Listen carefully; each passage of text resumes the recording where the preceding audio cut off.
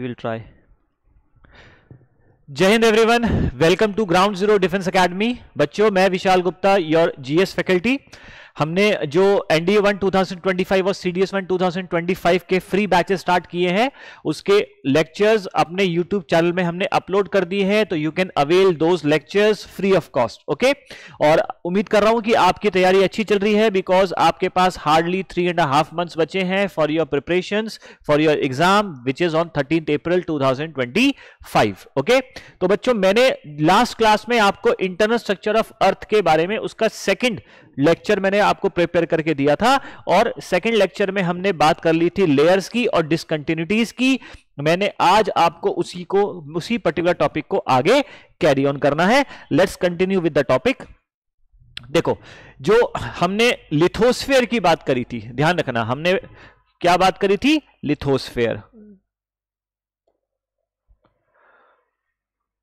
तो जब हम लिथोस्फेयर की बात करते हैं, तो जो लिथोस्फेयर है, मैंने कल एक बात बोली थी, इज फ्लोटिंग। लिथोस्फेयर जो है बेटा, ये फ्लोट कर रहा है, फ्लोटिंग ऑन अपर मेंटल। ये अपर मेंटल पे फ्लोट कर रहा है। और लिथोस्फेयर कल मैंने आपको बताया था, लिथोस्फेयर में क्या चीजें आती हैं? Crust plus upper part of upper mantle. याद आया? ओके, तो आप थोड़ा सा इस तरह से देखो। अगर मैं आपको कहूं कि ये एक बीकर है, इस पे पानी है, ठीक है, इस बीकर के अंदर हमने आइस डाल दी। क्या डाल दी? ये आइस डाल दी। तो मुझे बताओ, आइस और वाटर में से किसकी डेंसिटी ज्यादा होती है? कोई आपसे पूछे आइस और वाटर में डेंसिटी किसकी ज्यादा होती है, तो आप कहेंगे वाटर की डेंसिटी ज्यादा होती है, आइस की कम। तो जिसकी डेंसिटी ज्यादा होगी वो भारी भी ज्यादा होगा। आइस की डेंसिटी कम है तो वो हल्का होगा, और जो हल्का होगा वो तैरेगा। तो यही एक कारण है कि हमारा जो लिथोस्फेयर है, वो लिथोस्फेयर को आप आइस मान लो, उस लिथोस्फेयर को क्या मान लो आप? आइस मान लो। और एस्थेनोस्फेयर को क्या मान लो आप? एस्थेनोस्फेयर को आप मान सकते हैं दैट एस्थेनोस्फेयर जो कि मोल्टन है, लेकिन फिर भी उसकी जो डेंसिटी है वो लिथोस्फेयर से ज्यादा है, उसको वाटर मान लो। तो आप कह सकते हो कि lithosphere is floating on asthenosphere, है ना? तो मैंने लॉजिक क्या दिया?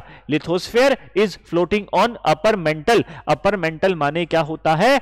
एस्थेनोस्फेयर, ठीक है। और मैंने कहा एस्थेनोस्फेयर को आप पानी से कंपेयर करो, लिथोस्फेयर को आइस से कंपेयर करो, तो जैसे बर्फ पानी पे तैर रही है, वैसे ही लिथोस्फेयर इस एस्थेनोस्फेयर के ऊपर फ्लोट कर रहा है। ओके, अब ये जो फ्लोट कर रहा है, इसको मैं यहां पर डायग्राम से दिखाता हूं। एक डायग्राम भी मैं आपके लिए लेकर आया हूं। देखो, यहां आपको चेक करना है। तो ये आपका अपर मेंटल, ठीक है, ये आपका आउटर कोर, लोअर मेंटल। अब ये जो अपर मेंटल है ये मोल्टन स्टेट में है, ठीक है ना। ऊपर ये आपका क्या है? This is crust. तो आप देख रहे हो कि जो अपर मेंटल है, यहां पर कुछ आपके कन्वेक्शन सेल्स बन रहे हैं। क्या बन रहे हैं? कन्वेक्शन सेल्स बन रहे हैं, बन रहे हैं ना कन्वेक्शन सेल्स। तो ये जो कन्वेक्शन सेल्स हैं, ये जो लिथोस्फेयर है वो अपर मेंटल के ऊपर फ्लोट कर रहा है, ठीक है। अब इसको आप इस तरह से समझो, क्या होता है, आप इस तरह से समझो कि मान लो आपने एक पतीले में दूध लिया, दूध को गर्म करके उबाल के रख दिया, और मैंने कहा था कि ऊपर एक सॉलिड लेयर जम गई। अब जब सॉलिड लेयर जम गई, तो आप सोचो, अगर मानो आप उसी दूध को दोबारा गर्म करेंगे, तो जब गैस जलेगी, टेम्परेचर बढ़ेगा, तो नीचे अगर टेम्परेचर बढ़ रहा है, प्रेशर बढ़ रहा है, तो वो जो सॉलिड लेयर दूध के ऊपर जमी, वो उस सॉलिड लेयर को ब्रेक करेगी नहीं करेगी? बिकॉज टेम्परेचर के बढ़ने से एक्सपैंड करती हैं चीजें, और जब टेम्परेचर के बढ़ने से चीजें एक्सपैंड करती हैं तो उसमें क्रैक्स पड़ेंगे टेंशनल फोर्स की वजह से। तो इसका मतलब जो हमारा लिथोस्फेयर है, which is floating on upper mantle, lithosphere जो है, जो अपर मेंटल के ऊपर फ्लोट कर रहा है, वो क्या कर रहा है? वो क्या करेगा? ये जो अपर मेंटल है, इसके अंदर जो जियोथर्मल एनर्जी है, वो जियोथर्मल एनर्जी क्या होगी? That geothermal energy inside the upper mantle, geothermal energy in upper mantle will push, force and break the lithosphere.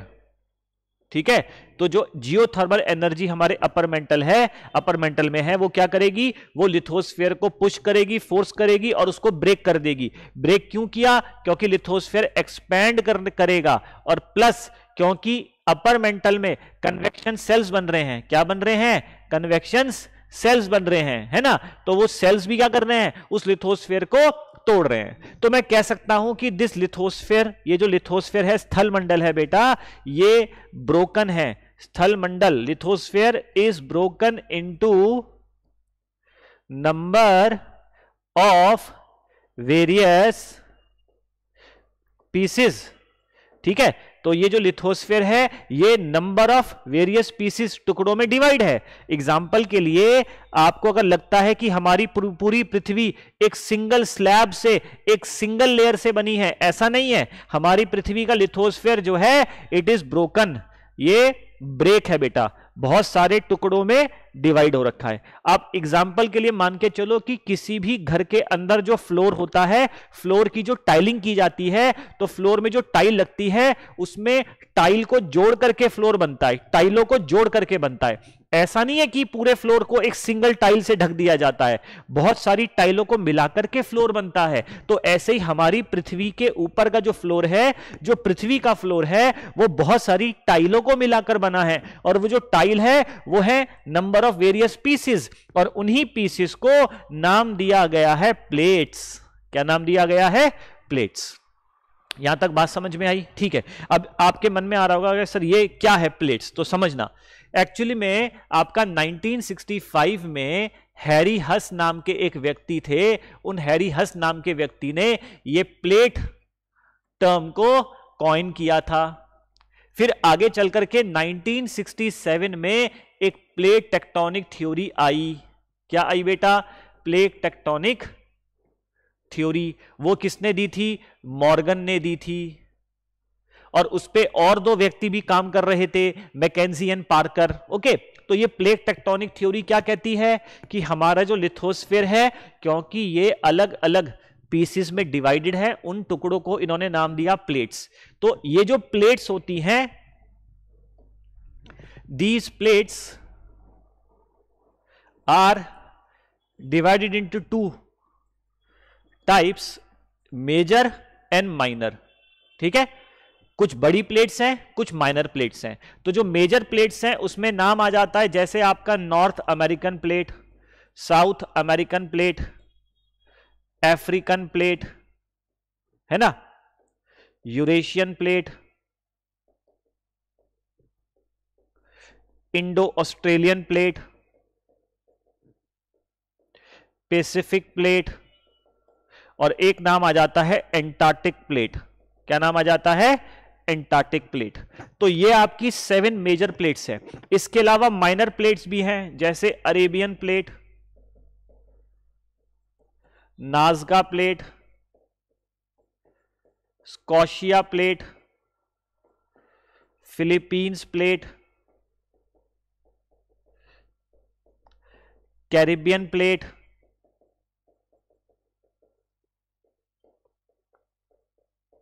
Cocos plate, ऐसी बहुत सारी करीब 20-22 आपकी माइनर प्लेट्स भी हैं आपकी।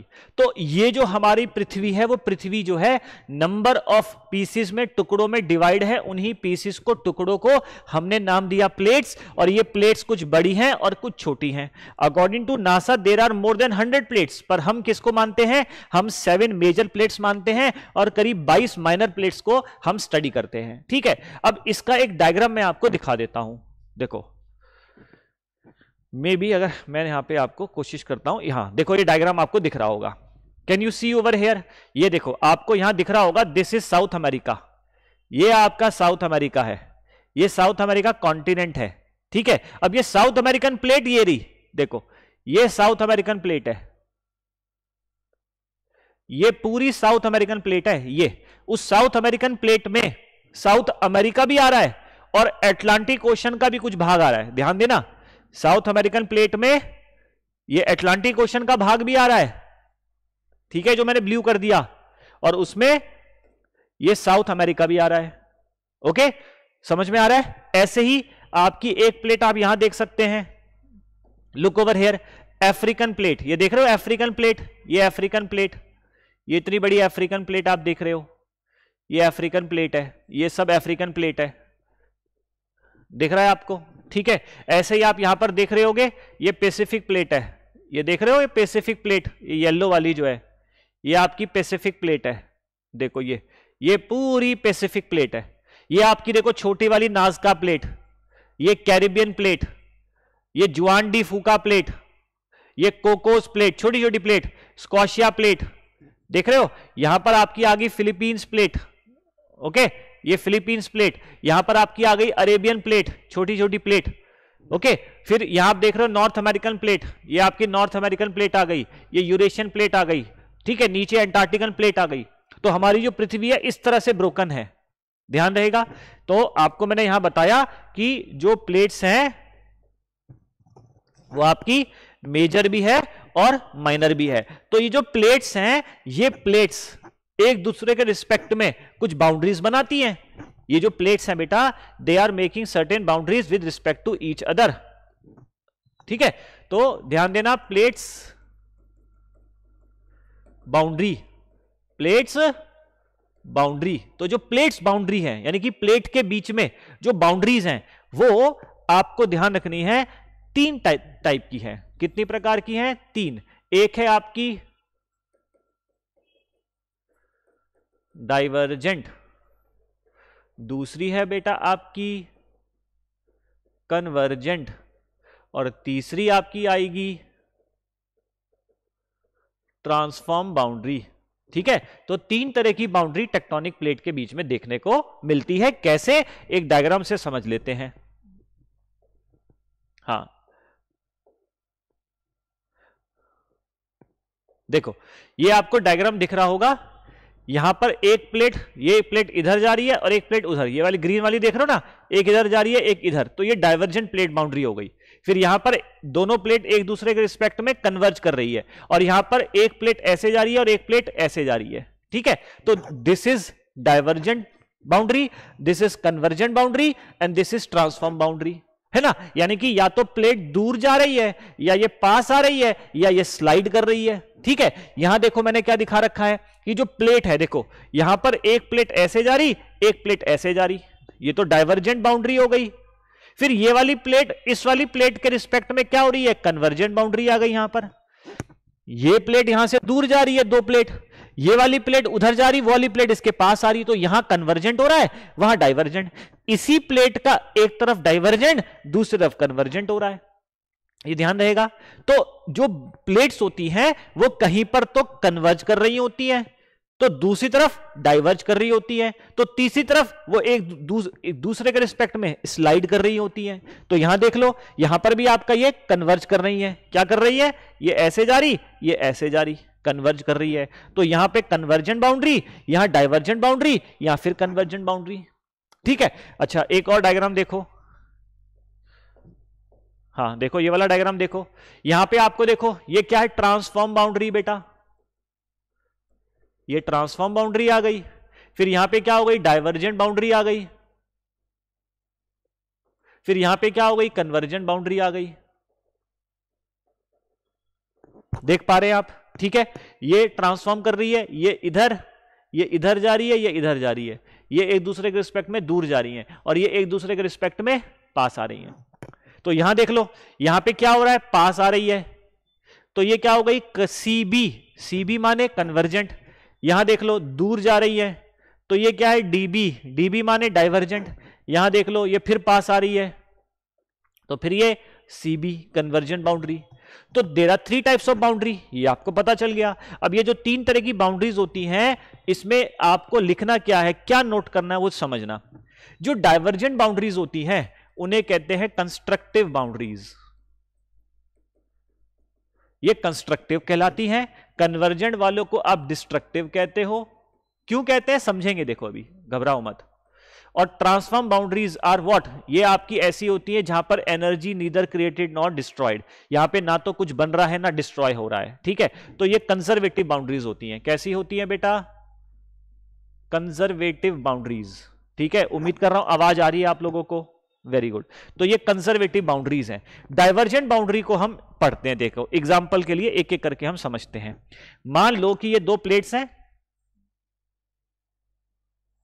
ये दोनों एक दूसरे के रिस्पेक्ट में डाइवर्ज कर रही हैं। क्या कर रही हैं? डाइवर्ज। जब ये डाइवर्ज करेंगी तो बेटा यहां पर, क्योंकि डाइवर्जेंट बाउंड्री है, तो यहां पर एक फोर्स लगेगी और उस फोर्स का नाम होगा टेंशनल फोर्स। क्या लगेगी? Tensional force. और जब टेंशनल फोर्स लगेगी तो ऐसे में क्या होगा, ये देखो क्यों लगती है वो भी समझना। ये ऐसा क्यों डाइवर्ज क्यों हो रही है, उसका कारण है। कारण क्या है? नीचे जो मैग्मा है वो मैग्मा क्या कर रहा होगा? वो मैग्मा कन्वेक्शन सेल्स बना रहा है। अब ये क्या कर रहा होगा? कन्वेक्शन सेल्स इस तरह से, इसका सर्कुलेशन ऐसे होगा, तो ये सर्कुलेशन बन रहा है ऐसा, इसका सर्कुलेशन ऐसा बन रहा है। तो नीचे से जो पावर है, नीचे जो फोर्स है, नीचे जो जियोथर्मल एनर्जी है, वो इन दोनों को दूर ले जाने की कोशिश कर रही है। अब जब दूर जाने की कोशिश करेगी तो बीच में एक तनाव बढ़ेगा, वो तनाव बीच में क्रैक पैदा कर देगा और वो क्रैक धीरे धीरे धीरे धीरे धीरे बढ़ेगा। ठीक है, तो ये डाइवर्जेंट बाउंड्री पे एक फोर्स लगेगी, टेंशनल फोर्स, और टेंशनल फोर्स की वजह से फॉल्ट बनेगा। क्या बनेगा? फॉल्ट बनेगा। और ये कौन सा फॉल्ट कहलाएगा? एक नॉर्मल फॉल्ट, यानी कि फॉल्ट माने फ्रैक्चर होगा, फ्रैक्चर माने क्रैक पड़ेगा। और ध्यान रखना, जब ये क्रैक पड़ेगा तो ग्रेविटी की वजह से क्या होगा, ये फॉल्ट दो हो जाएंगे, है ना, दो फॉल्ट बन जाएंगे, है ना, दो नॉर्मल फॉल्ट बनेंगे। यानी कि एक ऐसे, ध्यान देना यहां मैं जो डायग्राम बना रहा हूं, ठीक है, एक आपका फॉल्ट यहां पर बना, एक फॉल्ट यहां पर बना, तो दो फॉल्ट बने। ओके, अब ड्यू टू ग्रेविटी क्या होगा, जो बीच वाला मैटर होगा वो नीचे ही तो जाएगा, वो नीचे जाएगा। ठीक है, तो जब नीचे जाएगा तो उसकी वजह से हमारे को क्या देखने को मिलेगा? एक रिफ्ट वैली देखने को मिलेगी। क्या मिलेगी? Rift valley. तो जब एक डाइवर्जेंट बाउंड्री होती है तो डाइवर्जेंट बाउंड्री पे जब दो प्लेट दूर जा रही होती है तो वहां पर एक फोर्स काम करती है, उस फोर्स का नाम है टेंशनल फोर्स। टेंशनल फोर्स की वजह से एक फॉल्ट, यानी कि जमीन में दरार पड़ेगी, वो दरार दो हो जाएगी, तो दोनों प्लेट दूर जाएंगी, दूर ग्रेविटी की वजह से बीच वाला हिस्सा नीचे जाएगा, तो जो नीचे जाएगा उसकी वजह से नीचे बनेगी एक रिफ्ट वैली, इसको कहते हैं भ्रंश घाटी। ओके, अब इसमें आप ध्यान रखना, जो बीच वाला हिस्सा है इसको आप की स्टोन कहते हैं। क्या कहते हैं? की स्टोन कहते हैं। फिर इसका जो ये वाला हिस्सा है स्लोप, ये जो स्लोप वाला हिस्सा है इसे कहते हैं एस्कार्पमेंट। क्या बोलते हैं? एस्कार्पमेंट। मैं ये टर्म्स इसलिए बता रहा हूं कि बुक में आप ऐसे टर्म्स पढ़ते हैं तो फिर वहां बच्चा कंफ्यूज होता है कि सर ने तो ये चीजें पढ़ा ही नहीं, सर ने तो बिल्कुल ऊपर ऊपर से पढ़ा दिया। तो मैं आपको रियलाइजेशन क्या करा रहा हूं कि इंपॉर्टेंट है कंसेप्ट, कि आप उस प्रोसेस को, टॉपिक को समझ पाए। तो फिलहाल आपको यहां पे मैंने बताया रिफ्ट वैली क्या होती है। यहां तक कोई डाउट बेटा? कोई प्रॉब्लम है तो पूछो।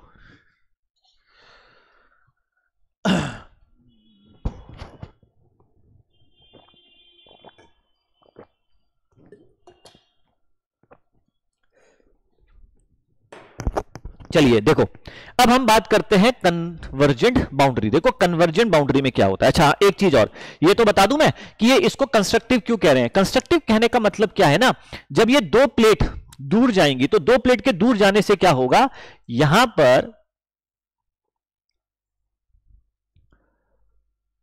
ये दूर जा रही थी, ठीक है, तो दूर जाने की वजह से एक तो यहां पे फॉल्ट जो पड़ा, वो फॉल्ट नीचे की तरफ ग्रेविटी की वजह से नीचे एक भ्रंश घाटी बना रहा है, और नीचे का जो मैग्मा है वो भी तो धीरे धीरे ऊपर आने की कोशिश करेगा।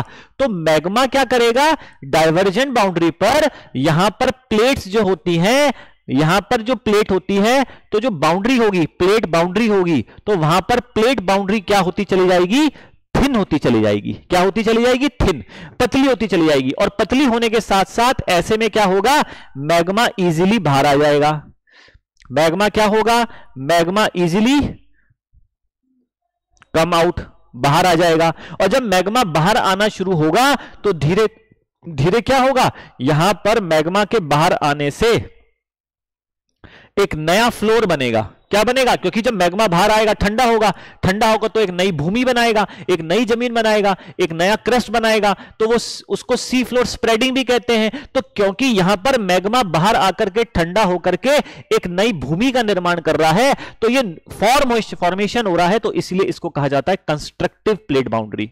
क्या कहा जाता है? कंस्ट्रक्टिव, क्योंकि यहां पर निर्माण हो रहा है, यहां पर एक नया लिथोस्फीयर, एक लिथोस्फीयर का भाग, स्थल मंडल का भाग बढ़ रहा है, फ्लोर बढ़ रहा है, तो that is why it is called as constructive boundary. क्या ये क्लियर हुआ? अब हम बात कर लेते हैं कन्वर्जेंट बाउंड्री पे क्या होता है। तो देखो कन्वर्जेंट बाउंड्री पे बेटा, जहां कन्वर्जेंट बाउंड्री है, तो कन्वर्जेंट बाउंड्री पर आपको ध्यान रखना है, मान लो दो प्लेट है ऐसी, दीज आर टू प्लेट्स, तो ये आपस में क्या कर रही हैं? ये कन्वर्ज कर रही हैं। तो जब कन्वर्ज करेंगी तो यहां पर एक फोर्स लगेगी, बिल्कुल लगेगी, तो उस फोर्स का नाम क्या होगा? आप कहेंगे कंप्रेशनल फोर्स। यहां पर एक फोर्स लगेगी, that will be called as compressional force. Compressional force की वजह से अब यहां पर दो चीजें होंगी, या तो कंप्रेशनल फोर्स की वजह से यहां पर एक फोल्डिंग हो जाएगी, या फिर यहां पर भी एक फॉल्ट होगा। ध्यान देना, इस पेन को अगर मैं दोनों तरफ से प्रेस करूंगा तो ऐसे में क्या होगा? जब दो प्लेट आपस में कन्वर्ज करती हैं तो या तो वो नीचे जाएंगी या वो ऊपर उठेंगी। तो अगर ऊपर उठी तो फोल्डिंग हो गई, और अगर नीचे उठी, नीचे बैठ गई, यानी कि नीचे, बीच वाला हिस्सा नीचे चला गया, क्योंकि किनारे वाले हिस्से ऊपर उड़ गए, किनारे वाले हिस्से ऊपर उड़ गए। तो जब किनारे वाले हिस्से ऊपर उड़ जाएंगे तो तब भी फॉल्ट बनेगा। लेकिन अब की बार जो फॉल्ट बना है, इस फॉल्ट को कहेंगे हम रिवर्स फॉल्ट। क्या कहेंगे? Reverse fault. जब रिवर्स फॉल्ट बनेगा तो रिवर्स फॉल्ट की वजह से यहां पर आपके कुछ इस तरह का स्ट्रक्चर बनेगा, ये वाले इससे ऊपर उड़ गए, तो अब की बार निर्माण होगा हॉर्स्ट का, और यहां पे जो घाटी बनेगी उसे कहेंगे हम रैंप वैली। क्या कहेंगे? Ramp valley. बात समझ में आई मैंने क्या बोला? कि अगर कन्वर्जेंट बाउंड्री को देखें तो वहां पर कन्वर्जेंट बाउंड्री में जो फोर्स लगती है वो कंप्रेशनल फोर्स की वजह से या तो वहां पर फोल्डिंग होगी या फॉल्टिंग होगी। फॉल्टिंग होने का मतलब है किनारे वाले इससे ऊपर उठ गए, टूट गया वो, तो जो बीच में क्रैक पड़ा, फॉल्ट पड़ा, वो कहलाएगा रिवर्स फॉल्ट। और रिवर्स फॉल्ट में किनारे वाले इससे ऊपर उठ गए, बीच वाला हिस्सा नीचे चला गया, तो जो नीचे गया उससे बनी रैंप वैली, जो किनारे वाले से ऊपर उठे उसे कहते हैं हॉर्स्ट माउंटेन्स। क्या कहते हैं बेटा? Horst mountains. अब फोल्डिंग की अगर हम बात करते हैं तो फोल्डिंग में क्या होता है? फोल्डिंग में यहां पर दो टेक्टोनिक प्लेट्स के बीच में,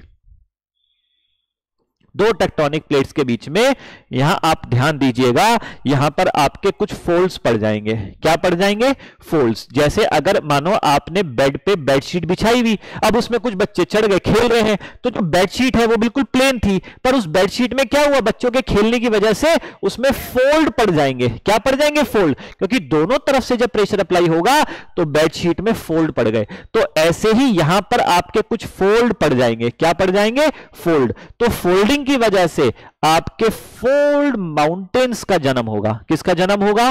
फोल्ड माउंटेन्स का। और जब फोल्ड माउंटेन्स बनेंगे तो ध्यान रखना, फोल्ड माउंटेन्स में आपके 5 प्रकार के फोल्ड्स होते हैं। कितने प्रकार के? 5। तो there are 5 types of fold जो बनेंगे, जिसके नाम मैं यहां मेंशन कर देता हूं। हो सकता है कि आपको थोड़ा टफ लगे, but these are important things, आप इसको नोट करना। तो एक आपका होता है सिमिट्रिकल फोल्ड। कैसा होता है? Symmetrical fold.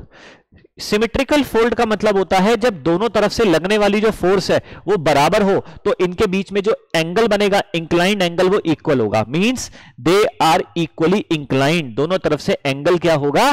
बराबर। मानो अगर कोई फोल्ड ऐसा हुआ वो एक इक्वली इंक्लाइंड नहीं है, एक फोर्स ज्यादा है और या एक फोर्स कम है, तो ऐसे में कहते हैं एसिमेट्रिकल फोल्ड। क्या बोलते हैं? Asymmetrical fold. तो इसी तरीके से 3 फोल्ड और हैं। एक का नाम है मोनोक्लिनल, एक का नाम है आइसोक्लिनल, और एक का नाम है रिक्यूम्बेंट। ठीक है, इनका मतलब क्या होता है, अगर किसी फोल्ड के बीच में 90 डिग्री का एंगल बन रहा है, अगर कोई फोल्ड जो है फोर्स लगते लगते लगते लगते वो वर्टिकली पैरेलल हो रहा है, या फिर वो या हॉरिजॉन्टली पैरेलल हो रहा है, ठीक है, हॉरिजॉन्टली पैरेलल हो गया या वर्टिकली पैरेलल हो गया, ठीक है, या फिर 90 डिग्री एंगल बना, तो इन्हीं को हम कहते हैं मोनोक्लिनल, आइसोक्लिनल और रिक्यूम्बेंट। जैसे रिक्यूम्बेंट का मतलब होता है वो हॉरिजॉन्टल हो जाए, कैसा हो जाए, horizontal plus parallel, horizontal plus parallel, ठीक है। तो आपको मोनोक्लिनल का मतलब 90 डिग्री का एंगल बन जाता है, आइसोक्लिनल का मतलब होता है पैरेलल हो जाए, वो हॉरिजॉन्टल ना हो, पैरेलल हो जाए पर हॉरिजॉन्टल ना हो, ठीक है। तो ये 5 प्रकार के आपके फोल्ड होते हैं फोल्ड माउंटेन्स में। तो यहां मैंने आपको बताया कन्वर्जेंट बाउंड्री में जो फोर्स लगती है और उसकी वजह से 2 चीजें बन सकती हैं, एक में रैंप वैली बनेगी हॉर्स माउंटेन, एक में फोल्ड माउंटेन्स बनेंगे। क्लियर है। अब इस फोल्ड माउंटेन में कुछ टर्म्स आपको ध्यान रखने हैं, वो टर्म्स क्या हैं, देखो ये एक फोल्ड माउंटेन है, तो फोल्ड माउंटेन में ये वाला जो अप फोल्ड है ये है बेटा अप फोल्ड, और ये वाला है आपका डाउन फोल्ड। तो अप फोल्ड को कहते हैं एंटीक्लाइन और डाउन फोल्ड को कहते हैं सिंक्लाइन, और दोनों को मिलाकर के बोला जाता है जियोसिंक्लाइन। क्या ये क्लियर है यहां तक? ग्रेट, कोई दिक्कत बेटा? ठीक है, तो आज की क्लास में मैंने आपको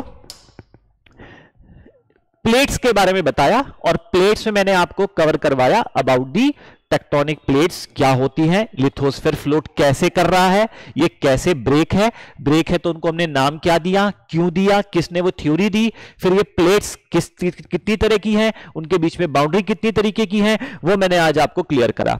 अभी आपका प्लेट में कुछ मैटर बचता है, जैसे कन्वर्जेंट बाउंड्री को हम डिस्ट्रक्टिव बाउंड्री क्यों कहते हैं, प्लस इन बाउंड्रीज में एक ट्रांसफॉर्म बाउंड्री से क्या होता है, और फिर आगे हम पढ़ेंगे इसी में अर्थक्वेक। ठीक है, तो अगली क्लास में फिर मुलाकात करते हैं। टिल देन जय हिंद एवरीवन।